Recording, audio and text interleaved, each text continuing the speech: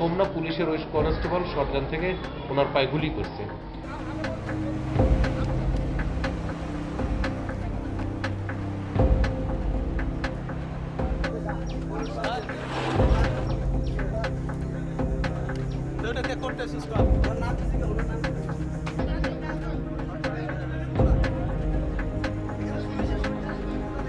বাসায় থেকে ধরে নিয়ে যায়, ওকে টর্চারিং করে তারপরে গুলি করে।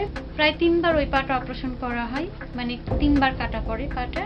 তার পা দিয়ে ব্যান্ডেজের সাইড দিয়ে রক্ত কিছুটা ঝরছিল, সেলাই অবস্থাতেই ওইখানে তাকে পাঠিয়ে দেওয়া হয়।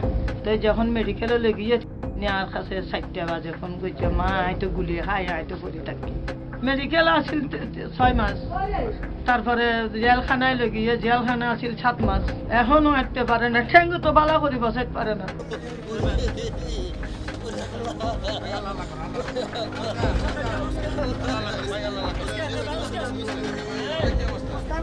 ডাক্তাররা যারা বললো যে টাইগার গুলি, যেটা খুব বড় মার্বেলের মতো থাকে, যেটা বাঘ মারা হয়, ওই টাইগারের গুলি, ওইটার ভিতরে 8টা গুলি থাকে এবং সেই 8টা গুলি আমার পায়ে বিদ্ধ হয়েছে এবং অন্যগুলো বের করতে পারলো। 3টা গুলি খুব ডিপে চলে যাওয়ায় এটা ডিজিটাল এক্সরে করলো।